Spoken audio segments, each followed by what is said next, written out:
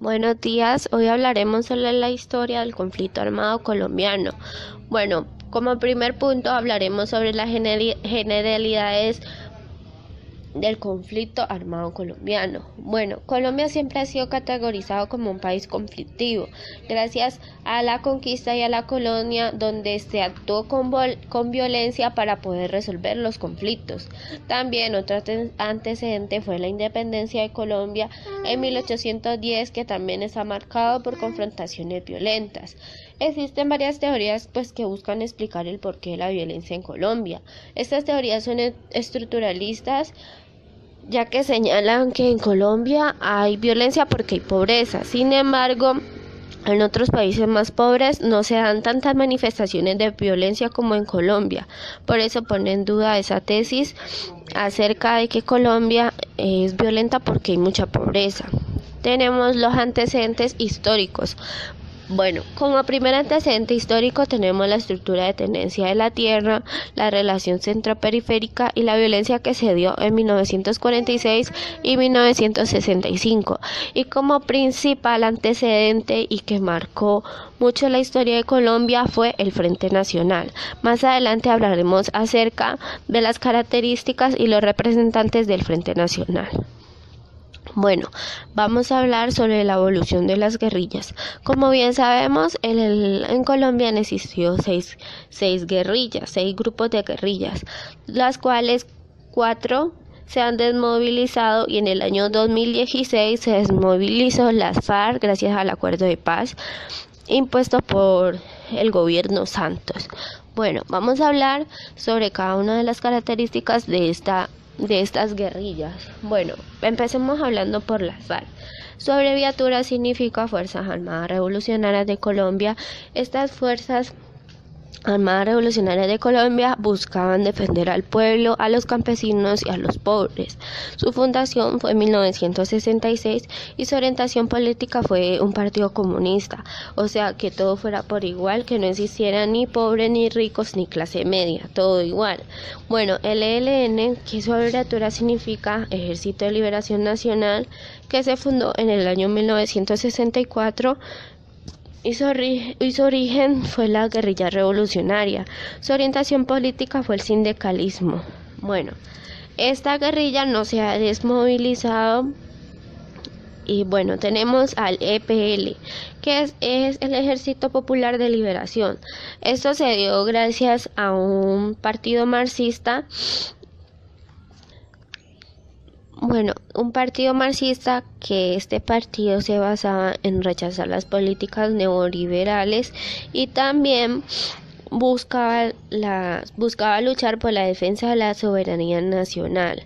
También tenemos el ERP, que es el Ejército Revolucionario del Pueblo. Como el nombre lo dice, el pueblo era el que revolucionaba en contra del Estado. Su fundación fue en 1997 y su origen se dio por el ELN, ya que el ELN, como les dije anteriormente, era una guerrilla revolucionaria. Su orientación política fue marxista, al igual que el ERP. Su desmovilización fue en el año 2008 y la desmovilización del ERP fue en el 2007. Y la movilización del EPL fue en el 1991. Bueno, como última guerrilla tenemos el M19, que significa Movimiento del 19 de Abril. Bueno, este movimiento surgió gracias al fraude que hubo en las elecciones presidenciales del 19 de abril de 1970, que dieron a ganador a Misael Pastrana Borrero sobre el general Gustavo Rojas Pinilla. Bueno, este origen fue urbano y su orientación política fue la NAPO, y su desmovilización se dio en 1990. Bueno, vamos a hablar del conflicto colombiano y sus periodos históricos, los periodos que han marcado la historia de Colombia. Como primer periodo tenemos el de 1910, que fue la independencia, al año 1905. Como segundo periodo tenemos de 1948 a 1953. Y como tercer periodo tenemos de 1953 hasta los días de ahora. Bueno, vamos a hablar de las características del primer periodo. Bueno, el primer periodo se dio en el año 1810 hasta el año 1905, que fue la independencia de Colombia. Esta se comprende la violencia del siglo XIX, que fue la post-independencia, y la de comienzos del siglo XX, que se caracterizó por las guerras civiles que intentaban consolidar el Estado. Bueno, en este periodo se promulgaron 42 constituciones que pues pretendían constituir el Estado a través de cambios de capital y nuevas configuraciones del poder. También buscaban definir los sistemas económicos, los sistemas políticos y los sistemas sociales. Esta etapa pues fue el reflejo de las dificultades encontradas del Estado colombiano.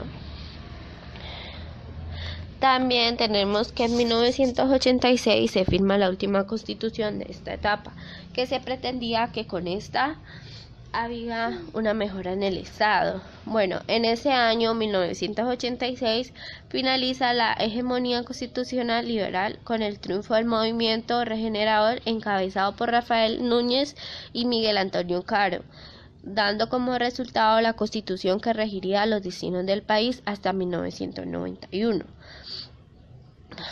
Tenemos que en ese periodo se presentaron varias guerras civiles. Como primer guerra tenemos la Guerra de los 1000 días, que se desarrolló entre los años 1999 y 1902.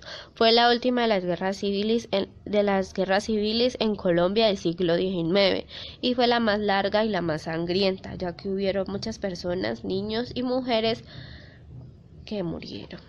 Bueno, tenemos también con la Constitución que se consolidaron los conservadores en el poder, y después de un largo periodo de liberales con la guerra, el conservadurismo se afianza militarmente, con los militares. También tenemos que la Guerra Civil de los 1000 días fue un enfrentamiento bélico entre los liberales y los conservadores entre 1999 y 1902. Bueno, las causas fue la Constitución de 1886, que esta defendía los privilegios de los terratenientes, o sea, 8 conservadores, fortalecía un régimen presidencial para reprimir a toda la prensa y para desterrar a los liberales opositores al gobierno. Bueno, en 1863, pues en este año se empieza el periodo de las hegemonías, o sea, los liberales y los conservadores. El partido que ganaba el poder hacía una constitución cuando el banco contrario se fortalecía. En este caso se daba otra guerra civil y generalmente se constituía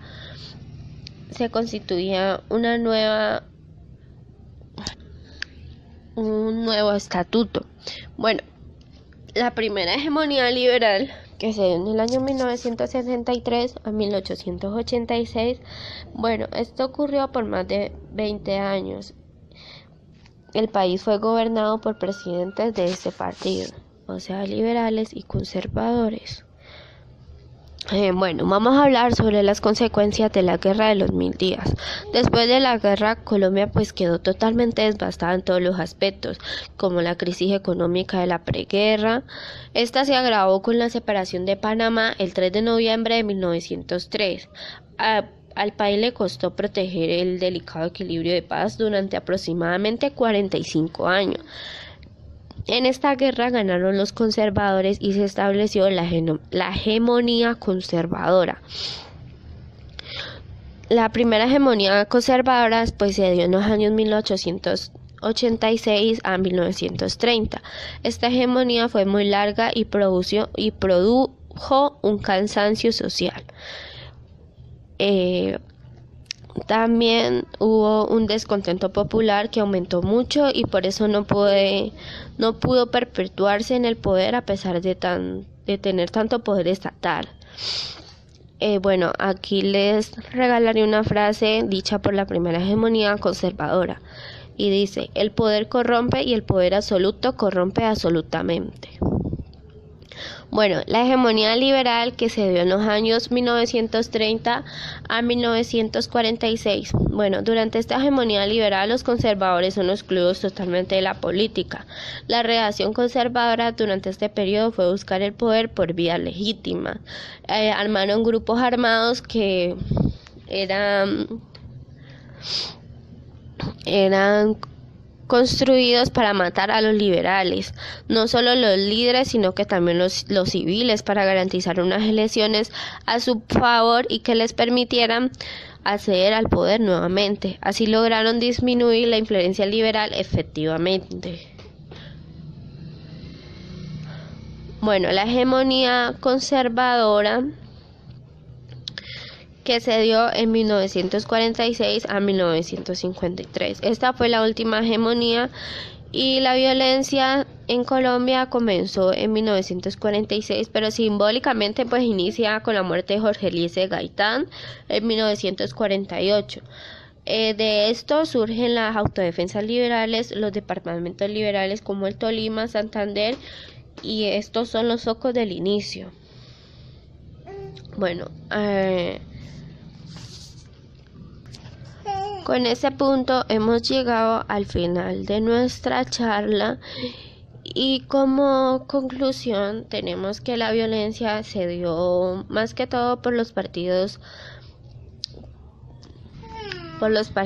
políticos, los liberales y los conservadores, y también pues porque en Colombia las cosas se resuelven con violencia, porque no somos capaces de hablar, ni de escuchar, ni de saber expresarnos. Por eso los invito a reflexionar y a pensar con otra mente, para poder ir cambiando el país. Somos personas de bien, somos personas humildes, simplemente que tenemos que saber cómo expresarnos y cómo dirigirnos al otro, para que el otro no sienta una ofensa, sino que se sienta a gusto por haber tenido un diálogo con nosotros. También tenemos que saber perdonar y ser perdonados.